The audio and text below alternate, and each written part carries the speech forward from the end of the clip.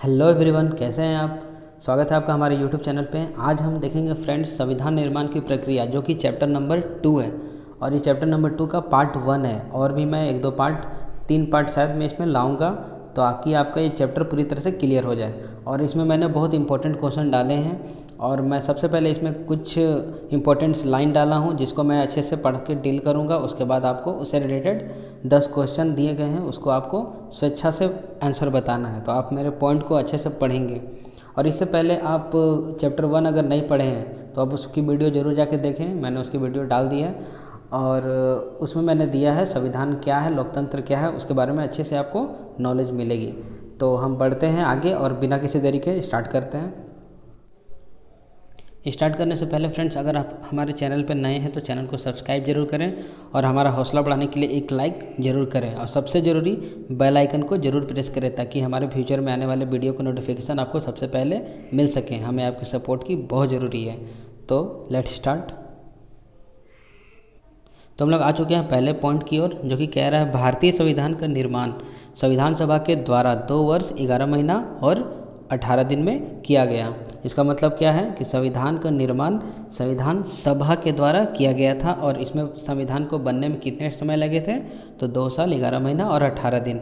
आप इसको ध्यान से देखिए ताकि इससे रिलेटेड आपके आने वाले 10 क्वेश्चन में आपको आंसर देना होगा। तो आगे दूसरा कह रहा है संविधान सभा में कुल 165 दिनों की बैठक में सर्वाधिक 114 दिन डॉक्टर भीमराव अंबेडकर के द्वारा प्रस्तुत किया गया संविधान के प्रारूप पर चर्चा किया गया, जिस कारण भीमराव अंबेडकर को संविधान का जनक या आधुनिक भारत का मनु कहा जाता है। मतलब संविधान का सभा में टोटल कितने दिनों की बैठक हुई थी, तो 165 दिनों की बैठक हुई थी। और इसमें सबसे ज़्यादा किसका प्रारूप पे चर्चा किया गया, तो भीमराव अंबेडकर के द्वारा प्रस्तुत प्रारूप पे चर्चा किया गया, जो कि 114 दिन प्रस्तुत की गई थी। इसलिए भारत का संविधान का निर्माता या उसके जनक किसको कहा जाता है, तो भीमराव अंबेडकर को कहा जाता है। तो अगला पॉइंट की ओर बढ़ते हैं। अगला पॉइंट कह रहा है सर्वप्रथम 1895 में स्वराज परिषद की बैठक में बाल गंगाधर तिलक ने संविधान का दार्शनिक पक्ष को रखा।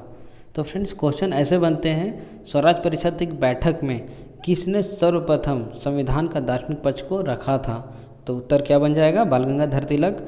और ये पहला बैठक कब हुआ था, तो 1895 में हुआ था। दूसरा पॉइंट कह रहा है 1922 में महात्मा गांधी ने कहा भारतीय संविधान का निर्माण भारतीयों के द्वारा किया जाएगा। तो आपको ये भी पॉइंट अच्छे से याद रखना है। अगले पॉइंट की ओर बढ़ते हैं। अगला पॉइंट कह रहा है 1924 में स्वराज पार्टी की ओर से मोतीलाल नेहरू ने संविधान सभा का गठन किए जाने का मांग किया। ये भी पॉइंट बहुत इंपॉर्टेंट है। यहाँ पे क्वेश्चन ऐसे बन सकते हैं कि स्वराज पार्टी की ओर से किसने संविधान सभा का गठन किए जाने की मांग की, तो आप इसका अच्छे से नोट्स बना लीजिएगा। अगर आपका इसका पीडीएफ चाहिए तो आप मुझे कमेंट में ज़रूर करें, मैं आपको पीडीएफ ज़रूर प्रोवाइड करूँगा। अगला पॉइंट कह रहा है 1928 में मोतीलाल नेहरू ने नेहरू रिपोर्ट के माध्यम से संविधान से संबंधित कुछ मांग अंग्रेज़ों के सामने रखा, जिसमें भारत को संघ राज्य बनाने और अवनिवेशिक यानी डोमिनियन स्टेट का दर्जा दिए जाने इत्यादि का मांग किया।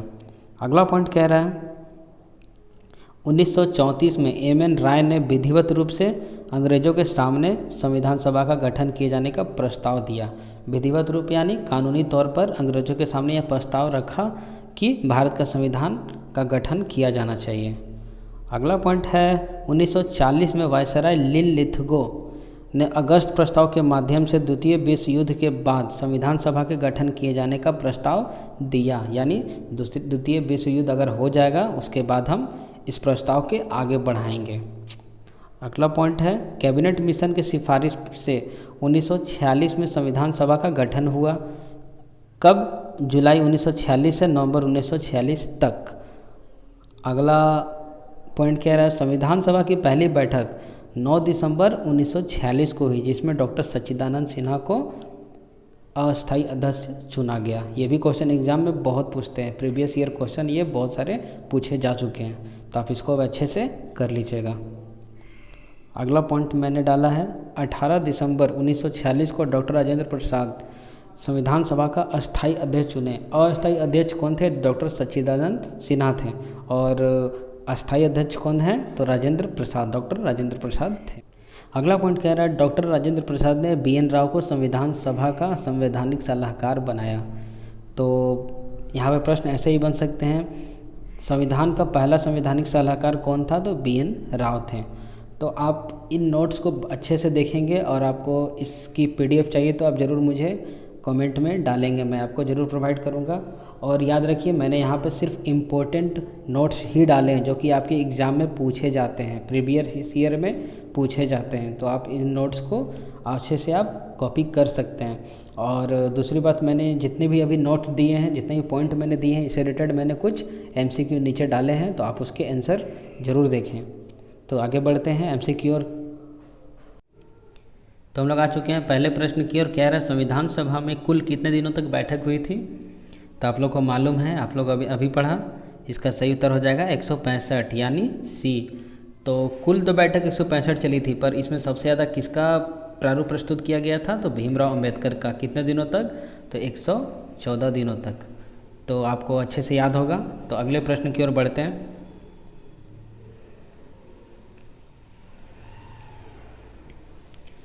किसने कहा भारतीय संविधान का निर्माण भारतीयों के द्वारा किया जाएगा? आप लोगों को अच्छे से इसका उत्तर याद होगा। तो इसका सही उत्तर क्या है? यस, महात्मा गांधी, यानी 20 का सही उत्तर है। आई होप आप लोगों ने इसका उत्तर सही दिया होगा। अगले प्रश्न की ओर बढ़ते हैं। अगला प्रश्न कह रहा है संविधान सभा की पहली बैठक में किसे संविधान का अस्थायी अध्यक्ष चुना गया? तो आप लोग को इसका आंसर पता होगा, अभी जस्ट आपने इसका आंसर देखा होगा। तो हाँ, इसका आंसर ए सही, डॉक्टर सच्चिदानंद सिन्हा ही है। तो बढ़ते हैं अगले प्रश्न की ओर बिना किसी देरी के।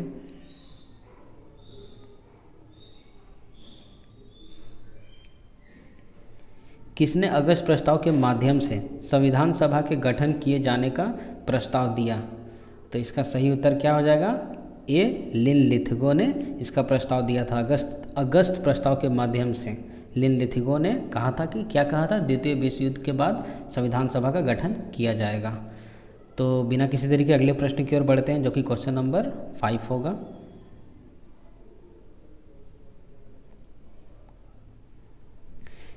स्वराज परिषद की बैठक में किसने संविधान का दार्शनिक पक्ष को रखा था? तो इसका सही उत्तर क्या हो जाएगा? इसका सही उत्तर बाल गंगाधर तिलक, यानी C इसका सही उत्तर होगा। आप लोग ने सही उत्तर दिया होगा। तो बिना किसी देरी के अगले प्रश्न की ओर बढ़ते हैं।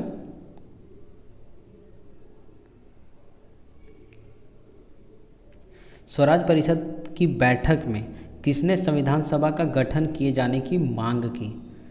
तो इसका सही उत्तर क्या होगा? आई होप आप लोगों ने इसका सही उत्तर दे दिया होगा।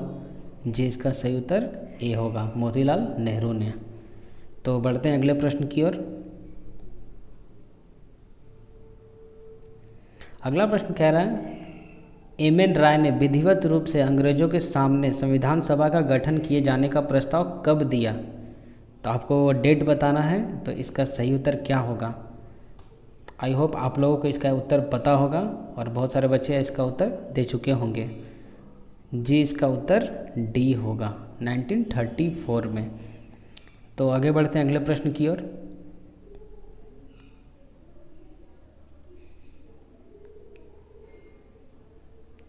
कैबिनेट मिशन के सिफारिश से संविधान सभा का गठन कब किया गया?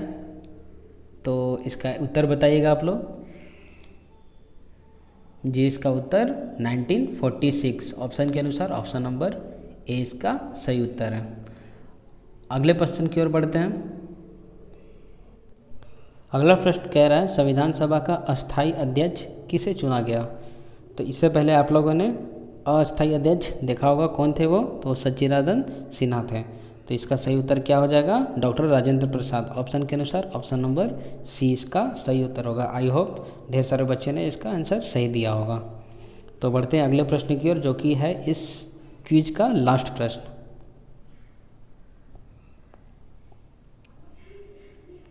संविधान सभा का संवैधानिक सलाहकार किसे बनाया गया था? तो इसका उत्तर आप लोग दीजिएगा। जी, इसका उत्तर ए हो जाएगा, यानी BN राव ने दिया था।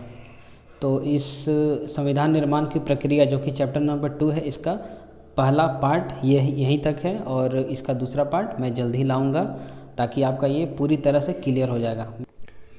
मैं इस सीरीज़ में इंडियन पॉलिटी से रिलेटेड सारे चैप्टर को कंप्लीट करने जा रहा हूं। अगर आपको मेरी वीडियो अच्छी लगती है तो आप मुझे फॉलो कर सकते हैं चैनल को सब्सक्राइब करके, और वीडियो को आपने लास्ट तक देखा है तो ज़रूर लाइक करें। और मैंने इसका अगला पार्ट ज़रूर लाऊंगा, जल्द ही लाऊंगा। तो आप चैनल को सब्सक्राइब करना बिल्कुल ना भूलें और वीडियो को लाइक करके हमारा हौसला बढ़ा सकते हैं। और मैं इस चैनल में एग्जाम से रिलेटेड इंपॉर्टेंट करंट अफेयर भी लाता हूँ, तो आप मुझसे कनेक्टेड रहें और इस चैनल को ज़रूर सब्सक्राइब करें। Thank you.